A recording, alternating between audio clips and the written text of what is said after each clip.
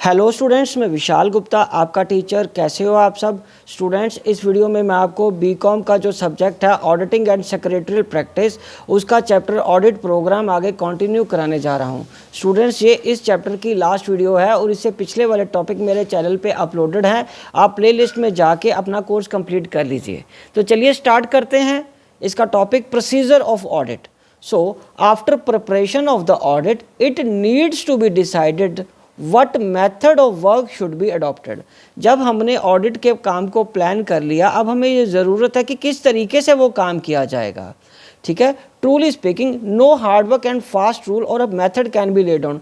कोई हार्ड नहीं है इसमें, कोई मुश्किल नहीं है, कोई हार्ड एंड फास्ट रूल नहीं है। मतलब कोई भी ऐसा मेथड इसको नहीं अपनाया जा सकता, मैथमेटिकली कोई मेथड नहीं फॉलो कर सकते। But the method of work should adopted be by any auditor will vary with the individual training. और ये किस पे डिपेंड करेगा कि वो अपने स्टाफ को कितनी ट्रेनिंग देते हैं, या उनको कितनी ट्रेनिंग है, कितना एक्सपीरियंस है, कितने लाइक्स हैं, या किस सर्कमस्टांसिस से वो ऑलरेडी पहले गुजर चुके हैं इस तरीके के ऑडिट करते हुए। इन चीज़ों को उनको फोकस करना होता है। हालांकि उसके अलावा भी ये फॉलोइंग पॉइंट है जिसको टेक केयर करना पड़ेगा। पहला है कि ऑडिटर्स को क्या करना है, यूज़ ऑफ स्पेशल ट्रिक्स। अब स्पेशल ट्रिक कौन सी हैं? मतलब उनको चेक करनी है पोस्टिंग, कास्टिंग, कैरी फॉरवर्ड। ठीक है जी, and bank statement and vouching. While using the special tricks, some precautions are needed. These precautions are: the same tick should not be used for the same transaction in all the firms. Same तरह के टिक आप हर जगह use ना करो, क्योंकि फिर आप ही confuse हो जाओगे कि किसके लिए क्या हम इस्तेमाल कर रहे थे।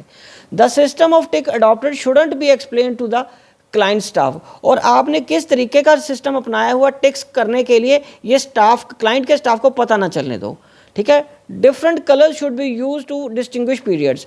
अलग पीरियड के लिए अलग तरह के कलर्स का इस्तेमाल करो। सो से 2023-24 के लिए अलग टिक है और कलर यूज़ कर रहे हो पेन का, और 2022-23 के लिए अलग का, तभी आपको पता चल पाएगा डिफरेंस क्या है। उसके बाद दूसरा पॉइंट जो चेक करना है वो है रूटीन चेकिंग। तो गाइज रूटीन चेकिंग में आएगा, it involves checking of each such common records and books which is carried on by the auditor is as a matter of routine. जो मैटर ऑफ रूटीन है उसके हिसाब से। So the function included in the routine checking are, पहला है checking of casting, subcast, carry forward and other calculations in the books of original entry. ठीक है बेटे। उसके बाद चेकिंग क्या करना है, अगेन पोस्टिंग। फिर चेकिंग क्या करना है, बैलेंसेज ऑफ लेजर। फिर चेकिंग क्या करना है, उनका ट्रांसफर जो लेजर से ट्रायल बैलेंस में ट्रांसफर किया है। And routine checking helps the auditor in finding out certain errors and frauds को ढूंढने में भी उनको मदद मिलेगी। उसके बाद क्या है, test checking. Guys, the main objective of audit is to formulate an overall opinion on the accounts and financial statement. ये हम सबको पता है। So as to enable an auditor to give a report that books of accounts give a true fair view regarding the assets and liabilities of the business. ठीक है बच्चों। और उसके बाद है the reliability of the test check-in will greatly depend upon the efficiency and reliability of the internal control system. In test checking, the detection of error demands further investigation। और अगर आपको कहीं भी शक हो रहा है कि एरर हो सकती है, उसके फर्दर इन्वेस्टिगेशन करनी चाहिए।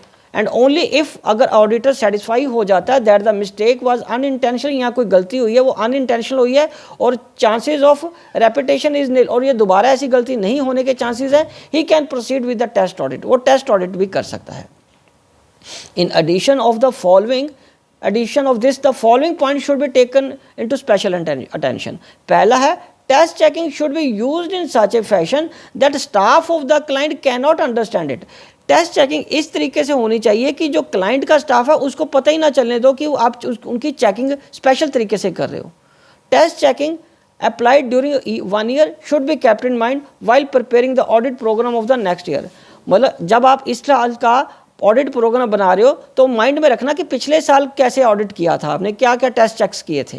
Over the years each section and period must be cover under this kind of scrutiny. तो चेकिंग करने के लिए 1-2 साल पीछे भी अगर जाना पड़े तो उसको भी देखना पड़ सकता है। There can not be a pre decided sample in form of size. ठीक है जी। And relative risk of error and fraud is another consideration. और इसको भी आपको फोकस में रखना पड़ेगा, चांसेस ऑफ एरर और फ्रॉड भी हो सकते हैं। अब हम गाइज आगे डिस्कस करेंगे ऑर्गेनाइजेशन ऑफ ऑडिटर्स स्टाफ, मतलब ऑडिटर का स्टाफ कैसा होना चाहिए, वो किस तरीके से अपने स्टाफ को अरेंज करेगा ऑडिट करने के लिए। For efficiency and economy in the conduct of audit the auditor staff shall be properly organise तो होना चाहिए, no doubt. The work shall be carried on by 2 या मोर ऑडिट क्लर्क्स, 2 या 2 से ज़्यादा होने चाहिए। However the number of persons required depend upon the volume and character of work, उनके करेक्टर ऑफ वर्क पर डिपेंड करता है। The auditor shall ensure that neither there is a understaffing or overstaffing, ना ही अंडरस्टाफिंग होनी चाहिए ना ही ओवरस्टाफिंग होनी चाहिए, ना कम ना ज़्यादा। Usually the following categories of audit staff are used in India, मतलब फिर भी वो कह रहा है कि नीचे जो कैटेगरीज दी हैं उस तरीके के ऑडिट स्टाफ चार्टर्ड अकाउंटेंट्स रखते हैं। सबसे पहले कौन होते हैं? Supervisors, to remain in touch with the audit staff and work. दूसरा उनका मेन काम क्या होता है? To assures the progress of work in work, to discuss the work completed with auditor. ठीक है जी, इन चीज़ों पे उनका मेन फोकस होता है। और सेक्शन ऑडिट असिस्टेंट का क्या काम होता है? To keep contact between principal and client, to prepare and review the audit programme and to ensure that work moves smoothly, और काम सही तरीके से स्मूथली चलता रहे, ये इंश्योर करना सेक्शन ऑडिट असिस्टेंट का काम होता है। ठीक है बच्चों, तो चलो अब हम आगे बढ़ते हैं। जूनियर ऑडिट असिस्टेंट का क्या काम है? जूनियर ऑडिट असिस्टेंट क्या करता है? To carry out the instructions given by the seniors, to carry out the checking of schedules and reconcile the statements, to examine the supporting date documents and papers, और उसके बाद last क्या है? Audit clerks, और routine checking and comparison work. पहला उसने क्या करना है? रूटीन चेकिंग करनी है और कंपैरिजन वर्क करना है। बी है checking of posting, casting and carry forward.